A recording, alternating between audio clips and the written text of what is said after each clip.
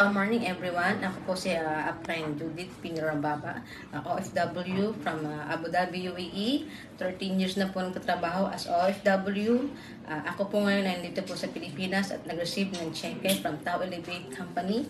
Bakit po ako... Magkano yung cheque mo? Magkano yan? Ang cheque ko po is 103,750 pesos. Bakit po ako kumita ng ganito? Simple lang po. Nag-copy and yes, apply lang po ako and sinunod po lahat ng mga dapat sundin at ginawa po ang dapat gawin. Hindi po ako nagdalawang isip na sumunod at grab ang opportunity na binigay sa akin. Dati po kasi sabi nila pag online and sabi scamming or whatever, pero nakasubok na din po ako ng ganon before, pero hindi po ako nagdalawang isip na sumali kasi sabi ko hindi po ibibigay ulit sa akin ni Lord ang ganitong opportunity kung hindi po para sa akin. Pero eto po ako ngayon sa harap ninyo, nagpapatunay at nagsasabi sa inyo na ang company na sinalihan ko ay Tao Elevate, legit at mapagkakatiwalaan at number 1 po para sa akin. Kumuha po ako ng marketer kung bakit din po ako kumita na ganito kasi mga tumulong din po sa akin. Kaya maraming salamat po sa mga BODs and sa CEOs, RTD at sa mga mentors and uplines po at mga marketers na tumulong sa akin para matupad po ang aking mga pangarap.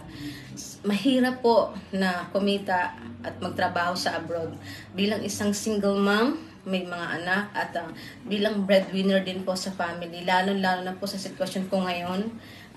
Napakahirap po.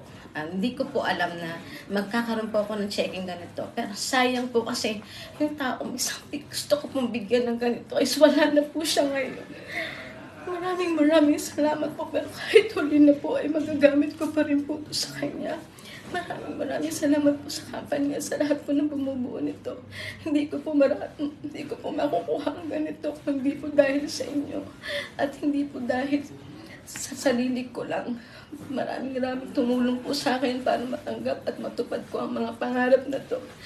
Hindi po mawawala sa isip ko nung one time na umattend ako ng trainings and Zoom na sinabi po ako ni Mentor Patrick na huwag niyong hintayin na may isang kamag-anak yung mawala dahil sa tagal ninyo sa pag-abroad.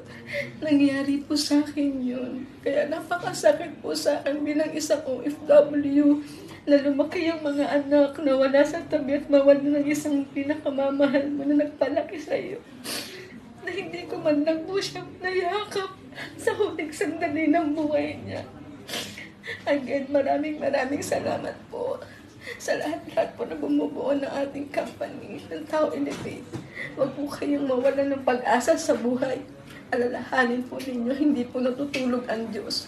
Lagi po may pag-asa. Laban lang po sa lahat ng hamon ng buhay. Tiwala, respeto, at higit po sa lahat, copy and just apply po tayo. Maraming salamat po.